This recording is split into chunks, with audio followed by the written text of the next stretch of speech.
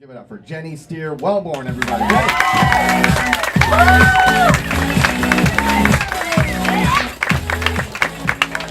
Great. It kind of reminds me of being born. Remember that? Yeah. No, it's good to be here. I wish that I'd started stand-up earlier in life, but it took me a long time to get up here because every time I would picture myself doing stand-up comedy, I would get these really urgent, really hot liquid shits.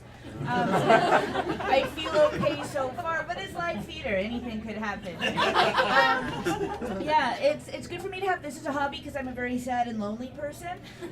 Please make some noise if you ever get sad and lonely. Yeah. You're not alone. Isn't that nice? Yeah. I was at my friend's house. I'm so lonely, and their dog started humping my leg. And I said to her, is he always like this with everyone?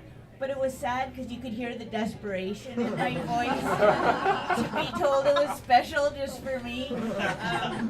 What I was really asking was, is your dog just a player? Because I've been hurt before. Everybody could hear that that's what I was really asking. I like to watch those murder shows. Do you guys ever watch those, like the real life, like the Dateline, True Murders? Yeah, I watch those shows all day long if I can. And I don't know, maybe I'm ghoulish, but I love that shit. And I've learned things from it. I've learned that, like, since I have 2 young daughters, which I do, and I'm raising them, thank you, and I'm raising them on my own, as I am, yes, thank you. Yeah, so I've learned that statistically, I'm going to for sure get murdered. Yeah. It's going to happen by at least one of them. How it tends to go down is she's like 13 and I forbid her from dating like a 24-year-old goth guy. And then the 2 of them murder me and just get caught the next town over trying to use my debit card. I'm fine with it. I made my peace with it. I'm ready for it, really. I'm very tired. No, it's okay. It could be partially due to my job that I'm lonely. For the last like 12 years, I've been working as an embalmer. That's true. Yeah, that's true. Funeral director, mortician, undertaker. Yeah, that's a true fact. How you feel about that really dictates how the rest of this goes.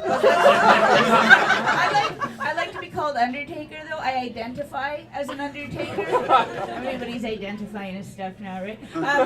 It's really gross. Whatever you're picturing, it's at least 10 times gross. So don't worry, it's disgusting. But I have embalmed over 2,500 dead human bodies, and like that's a lot. Maybe you don't know. Maybe you don't know. Maybe you don't have a frame of reference, but that's a lot. If there were any other undertakers in here, they would stand up right now, because that's an astonishing number. And you're wondering, is she really that good? No, I'm really that fast. Rarely the same thing. It's okay. It's okay. It's given me a really strong back. I think that's a good thing. I always say I'm not much in the arms, but I can move a fucking house if there's a sheet underneath it. For sure I can. And it's taught me useful things.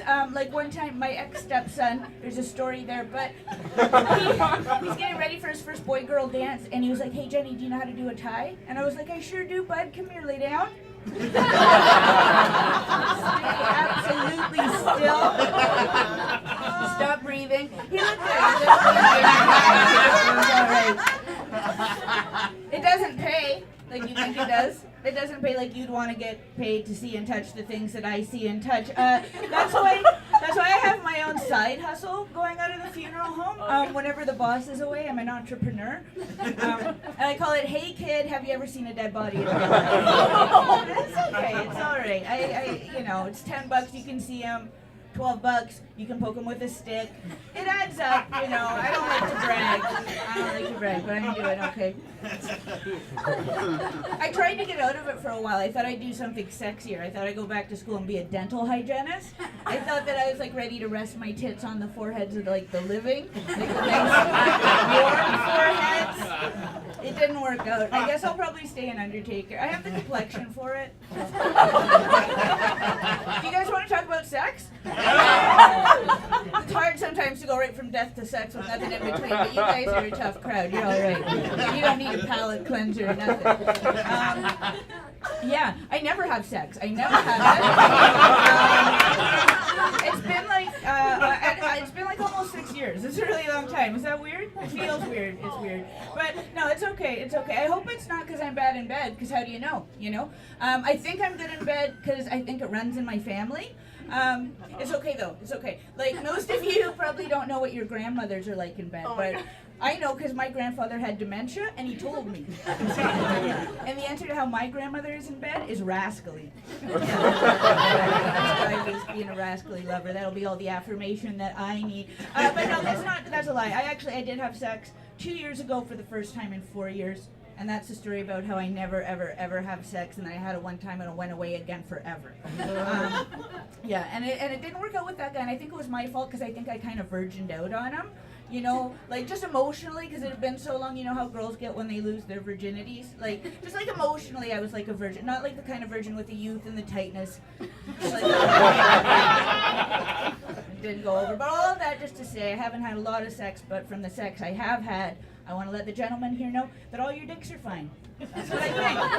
That's my opinion, because one time I had sex with this guy and he had a really small penis, but I had a totally good time. Honestly, it didn't make a difference. I didn't have to fake my orgasm. I just had to fake the little gasp that we do upon entry. Yeah. You have to do the gasp because men live for the gasp. It's like really. If you don't gasp, you're mean. Mine was like a second too late, which is a dead giveaway. That's my